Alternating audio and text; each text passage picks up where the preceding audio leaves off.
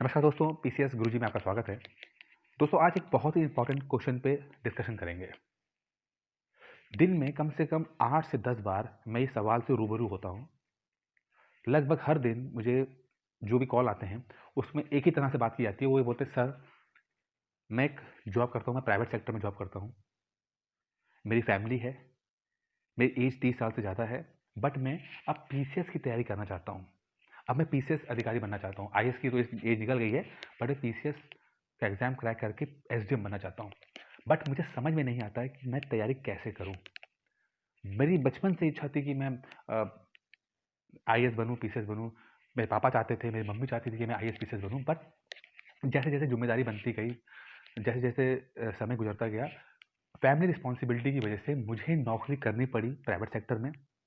But अब जब मुझे 5-7 साल हो चुके हैं इस नौकरी में, अब मैं थोड़ा-सा स्टेबल हूँ। बट अब मैं चाहता हूँ कि पीसीएस की तैयारी करूँ मैं। मुझे समय बहुत कम मिल पाता है। मुझे अ, पता नहीं है कि पढ़ाई छोड़े भी मुझे 7-8 साल हो चुके हैं। समय कम मिल पाता है। चूँकि कोचिंग मैं जॉइन नहीं कर सकता कोई, क्योंकि मुझे नौकरी भी करनी होती है। मैं नौकरी छोड़ नहीं सकता हूँ। तो मैं पीसीएस कैसे बनूँ, मुझे समझ में नहीं आता। बट मैं पीसीएस बनना चाहता हूँ। पता नहीं कैसे बनूँगा, लेकिन बनना चाहता हूँ मैं। दोस्तों, ये जो क्वेश्चन होता है, ये लगभग मैं रोज़ ही सुनता हूँ मैं, और इसका जवाब भी मैं लगभग एक ही जवाब मैं सबको देता हूँ, जो जवाब मैं आज आपको इस वीडियो के माध्यम से दूँगा। अगर आप 30 साल से ऊपर की एज है, अगर आप भी नौकरी करते हैं, बट आप पीसीएस बनना चाहते हैं, तो इस वीडियो को अंत तक ज़रूर देखिएगा, क्योंकि ये वीडियो आपको बहुत कुछ देने वाला है। ये वीडियो आपकी सोच को चेंज करने वाला है। ये वीडियो अंत तक ज़रूर देखिएगा। दोस्तों, थोड़ा शुरू करते हैं एक छोटी-सी कहानी के ऊपर। एक छोटी-सी कहानी बहुत ज़रूरी है इस क्वेश्चन का जवाब देने के लिए। एक बंदा है, एक व्यक्ति हैं जिनका नाम है के जया गणेश। के जया गणेश चेन्नई में रहा करते थे। बहुत ही गरीब फैमिली से आते थे, बहुत ही गरीब बैकग्राउंड था उनका। लेकिन किसी तरह से मतलब कोशिश करते करते उन्होंने मैकेनिकल इंजीनियरिंग में अपना दाखिला ले लिया। वो एक मैकेनिकल इंजीनियरिंग के स्टूडेंट बन गए और धीरे धीरे लाइफ जाने लगी। एक दिन उनको लगा कि नहीं, वो मैकेनिकल इंजीनियर के रूप में सफल नहीं हो सकते, उनको उनको वहाँ नहीं जाना है, मुझे सिविल सर्विसेज की नौकरी करनी है। तो उन्होंने अपना मैकेनिकल इंजीनियरिंग की जो क्लासेस थी वो छोड़ा, वो इंजीनियरिंग ड्रॉप आउट किया और यूपीएससी की तैयारी करना शुरू कर दी। उनको यूपीएससी के बारे में कुछ नहीं पता था, आईएएस के बारे में कुछ नहीं पता था। उन्होंने बस थोड़ा बहुत इधर उधर से जो नॉलेज मिलती है उसको लिया, कुछ किताबें ली और पढ़ना शुरू किया। पहला अटेम्प्ट दिया, असफल, प्री निकला। दूसरा अटेम्प्ट दिया, असफल, प्री निकला। तीसरा अटेम्प्ट दिया, असफल, प्री नहीं निकला। अब ये बड़ा फ्रस्ट्रेट कि यार करें तो क्या करें। किसी ने बताया उनको कि चेन्नई में ही एक ऐसी कोचिंग है जो सरकार द्वारा उसको फंड दिया जाता है, और सरकार, गवर्नमेंट जो गरीब बच्चों को एजुकेशन के लिए देती है, आप वहाँ ज्वाइन कर लो। जय गणेश वहाँ जाते हैं, वहाँ पे अपना एडमिशन ले लेते हैं, और उन टीचर की गाइडेंस में चौथे अटेम्प्ट में पहली बार जया गणेश आईएएस प्री निकालते हैं। चौथे अटेम्प्ट में पहली बार जया गणेश आईएएस का प्री निकालते हैं। बहुत खुशी होती है, बहुत मतलब बहुत इन्जॉय करते हैं, बहुत मिठाइयाँ बांटते हैं, सारे रिश्तेदारों को फ़ोन करते हैं। जैसे जैसे मैं हमेशा कहता हूँ कि प्री निकालने की खुशी पहली बार सबसे ज़्यादा होती है। उसके बाद तो फिर अब रूटीन हो जाता है। पहली बार आप जब निकलेगा प्री, तो आप सबको, एक एक रिश्तेदारों को फ़ोन करोगे, अपने दोस्तों को फ़ोन करोगे, आपका प्री निकल गया। जया गणेश भी सबको फ़ोन करते हैं, सबको बताते हैं। लेकिन प्रॉब्लम ये होती है कि जया गणेश चूँकि इनको इंग्लिश नहीं आती है, तो इनका मेंस अच्छी तरीके से नहीं होता है, और वो रह जाते हैं। 5वां अटेम्प्ट देते हैं, तो फिर से प्री निकलता है उनका, लेकिन फिर से उनका मेंस नहीं निकलता। छठे अटेम्प्ट में तो उनका प्री ही नहीं निकलता। छठे अटेम्प्ट मतलब जो बंदा 2 बार एक बार इंटरव्यू दे चुका हो, 2 बार मेंस क्रैक कर चुका हो, इंग्लिश ना आने के कारण थोड़ा-सा उनको दिक्कत आ गई इंटरव्यू में, लेकिन छठे अटेम्प्ट में उनका प्री ही नहीं निकलता। और होता है, कई बार होता है, कई बार आप बहुत अच्छा परफ़ॉर्म करते हो। मेरे कई जानने वाले हैं जिन्होंने पीसीएस में भी इंटरव्यूज़ दिए हैं, लेकिन अगले अटेम्प्ट में प्री तक नहीं निकला। तो ये चांस की बात हो जाती है। तो जय गणेश आपको भी ऐसे ही हुआ कि छठे अटेम्प्ट में उनको प्री नहीं निकला। अब बड़ा फ्रस्ट्रेट होके अच्छा, चूँकि 4-5 साल 6 साल हो चुके थे, तो घर चलाने के लिए उनको एक सिनेमा हॉल की कैंटीन में काम करना पड़ा, एज़ अ क्लर्क के रूप में काम करना पड़ा और जो कभी-कभी वो एज़ अ वेटर भी उनको सर्व करना पड़ता था। कोशिश किए जा रहे थे बट एक अच्छी चीज़ थी जो उनको मैं कहता हूँ कि इत्तेफ़ाक के कह लें या किस्मत से उनको नहीं पता था, जो उनके लिए बहुत ही अच्छा साबित हुई। जय गणेश को ये नहीं पता था कि कब उनको छोड़ना है। जब उनका पहला, दूसरा, तीसरा, चौथा, 5वां अटेम्प्ट नहीं क्रैक हो पा रहा था, तो उनको ये समझ में नहीं आ रहा था कि मैं कब अपनी प्रिपरेशन छोड़ दूँ और कब मैं दोबारा प्राइवेट सेक्टर की जॉब में करने लगूँ। कभी-कभी कुछ चीज़ें ना पता होना भी बहुत अच्छी बात होती है। जय गणेश को नहीं समझ में आ रहा था। बस वो इतना चाहते थे कि वो कभी भी अपने जो पुराना जो बैकग्राउंड था, जो जहाँ से गरीबी से आए थे, बस वो वहाँ जाना नहीं चाहते थे। वो चाहते थे कि कुछ इम्प्रूवमेंट हो, जहाँ इतना स्ट्रगल किया तो कुछ बेहतर चीज़ निकल के आएँ, बट लगातार कोशिश करने के बावजूद असफल हो जा रहे थे। 7वां अटेम्प्ट आता है जय गणेश को और 7वें अटेम्प्ट में जो इतने सालों से वो पढ़ाई कर रहे थे जिस उसका जो रिजल्ट आता है और 7वें अटेम्प्ट में के जय गणेश आईएएस ऑफिसर बन जाते हैं। दोस्तों ये बहुत ही इंटरेस्टिंग कहानी है, बहुत स्ट्रगल है।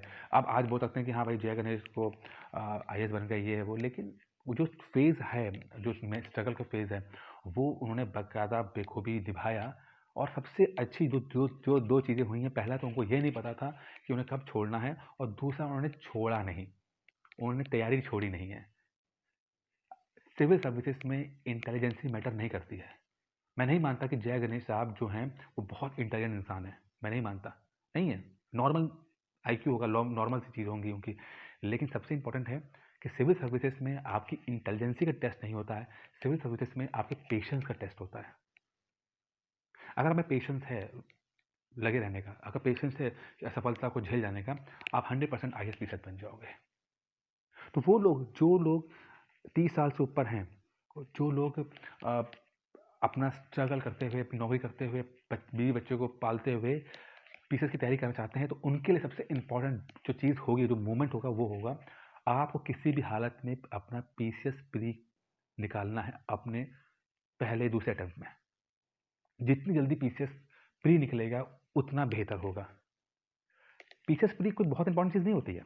ऐसा नहीं कि पीसीएस प्री निकाल लिया तो बहुत आपने तीर मार लिया, नहीं। मेन होता है आपकी नौकरी मिलती है मेंस और इंटरव्यू में जाके, लेकिन पीसीएस प्री शुरुआत में निकालना बहुत ज़रूरी है, क्योंकि जैसे आप पीसीएस प्री निकालते हो, आप में एक सेंस ऑफ कॉन्फिडेंस आ जाता है। सेंस ऑफ कॉन्फिडेंस जो बहुत बहुत बहुत इंपॉर्टेंट है, खासकर इस एग्जाम में जो इतना मुश्किल एग्जाम में। आपको लगता है कि यार मुझ में कुछ काबिलियत है, 5 लाख बच्चे फॉर्म भरते हैं, 5 लाख बच्चे पेपर देते हैं, मात्र 4-5 हज़ार बच्चे सेलेक्ट होते हैं, तो उसमें अगर आपका नाम आ रहा है तो आपको लगता है कि हाँ मुझ में कुछ दम है।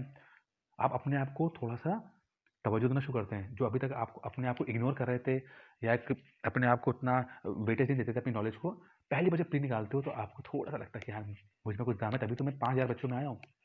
आपके जो रिश्तेदार होते हैं, आपके जो दोस्त होते हैं, जो पहले मजाक उड़ा रहे थे कि यार 32-35 साल की तुम्हारी उम्र है, तुम तैयारी करने जाओगे तुम, जो आपका मजाक उड़ा रहे थे, वो आप पे थोड़ा सा सीरियस हो जाते हैं, अरे यार इसका प्री प्री निकल गया है।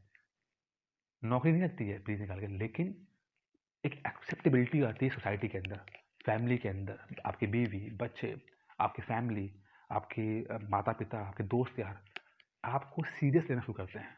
और मुझे लगता है कि सबसे इम्पोर्टेंट चीज़ जो है प्रिपरेशन में यही है कि जब आपको लोग सीरियस लेना शुरू करते हैं, लोग आपसे उम्मीद करना शुरू कर देते हैं। पहले जो लोग मज़ाक उड़ा रहे थे, वो अब आपको सीरियस ले लेते हैं। प्रॉब्लम होती है जब कई बार लोग पीसेस प्री नहीं निकाल पाते हैं, चौथा, 5वां, 6ठा अटेम्प्ट हो जाता है, पीसेस प्री नहीं निकलता है। तो सब पीसेस प्री जब नहीं निकलता तो लोगों को अपने पर भरोसा थोड़ा कम हो जाता है और फिर धीरे-धीरे करके वो तैयारी छोड़ देते हैं और दूसरी नौकरी में लग जाते हैं। बस आपको यही बात समझना है कि जो पीसेस प्री है, ये मेक और ब्रेक का सिचुएशन है। शुरुआत में निकल गया, तो जैसे मान लो इस साल निकला तो आपको 4-5 साल की कॉन्फिडेंस मिल जाती है आपको। अगर मान लो पीसेस प्री 1 साल निकाला और अगले साल कुछ भी नहीं निकला, तो भी आपके अंदर सेंस ऑफ कॉन्फिडेंस रहता है कि नहीं, नहीं इस बार भले ही गलती हो गई, लेकिन एक बार मैं प्री निकल चुका है, मैं अगली बार भी निकाल सकता हूँ। लेकिन अगर लगातार प्रयास करने के बाद भी प्री नहीं निकल रहा होता है, तो आपको दिक्कत आ जाएगी। आप नौकरी आप पढ़ाई छोड़ दोगे, आप दूसरी जगह लग जाते हो, क्योंकि आपको लगता है कि आपकी बस की बात नहीं है। तो वो जितने लोग जो तैयारी कर रहे हैं पीसेस 2021 की, उन सबको मैं बोलूँगा कि भाई किसी भी तरह से 2021 का प्री निकालिए आप। मैंने कई बार स्ट्रैटेजीज बनाई हुई हैं इसके ऊपर कि किस तरह प्री निकाला जाता है। कुछ सब्जेक्ट बहुत स्कोरिंग होते हैं, कुछ सब्जेक्ट थोड़ा सा कम स्कोरिंग होते हैं। जो ज़्यादा स्कोरिंग सब्जेक्ट हैं जैसे करंट अफेयर्स है, आपका साइंस है, एनवायरनमेंट है, इस पे ज़्यादा फोकस कीजिए। और वो सब्जेक्ट जिसमें थोड़ा सा मेहनत ज़्यादा की जाती है लेकिन नंबर कम मिलते हैं, जैसे हिस्ट्री हो गया पीसीएसपी के हिसाब से, उसे थोड़ा कम तवज्जो दीजिए।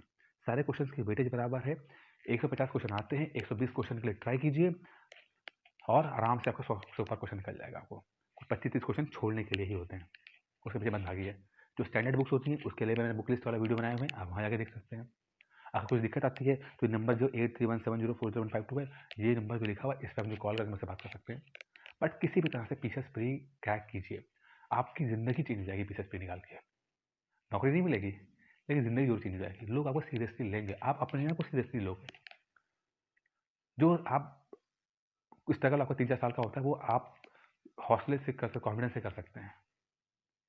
सबसे इंपॉर्टेंट चीज़ जो मैं कहना चाहता हूँ कि आपकी लाइफ में होगा वो है पीसीएस प्री का एग्ज़ाम। 2022 के यूपी में इलेक्शंस हैं, 2021 में सबसे ज़्यादा वैकेंसी आएंगी, क्योंकि जब इलेक्शंस होने वाले थे यूपी में तो उसके 1 साल पहले वैकेंसीज बहुत ज़्यादा आती हैं। मुझे लगता है कि 1000 सीटें आनी चाहिए। तो किसी भी हालत में इस यूपी पीसीएस 2021 के जो अटैम्प्ट है इसको सीरियसली दीजिए, मौका नहीं छोड़िए और क्रैक कीजिए। बुक लिस्ट के बारे में, स्ट्रैटेजी के बारे में ऑलरेडी मैं वीडियो बना चुका हूँ, वो वीडियो देख लीजिए। किताबें जो मैंने बताई हैं उसे पढ़ लीजिए, घर पे बैठ के तैयारी अपने आप हो कर सकते हैं। अगर कुछ दिक्कत आती है, नहीं समझ में आता है, नहीं आ रहा है और आपको लगता है किसी की हेल्प चाहिए, किसी गाइडेंस चाहिए, तो एक ऑनलाइन कोर्स हम आपको यूपी पीसीएस का देते हैं, जो भी online course for UP PCS 2021। इसमें प्री और मेंस की तैयारी करा रहे हैं, वीडियोस, पीडीएफ, टेस्ट के माध्यम से, वीडियो कॉन्फ्रेंस के माध्यम से आपका तैयारी कराई जाती है। अगर आप वो कोर्स करना चाहते हैं तो 8317040152 पर कॉल करके इस कोर्स की कर ले सकते हैं। बाकी कोई समस्या हो, कोई डाउट हो, इसी नंबर पर कॉल करके मुझसे बात कर लीजिए। मेरे टेलीकॉलर फ़ोन उठाएंगे और आपको उसे अपॉइंटमेंट मिल जाएगी और आप मुझसे बात कर सकते हैं। बाकी दोस्तों इस वीडियो में इतना ही था, उम्मीद करता हूँ ये वीडियो पसंद आया होगा। धन्यवाद।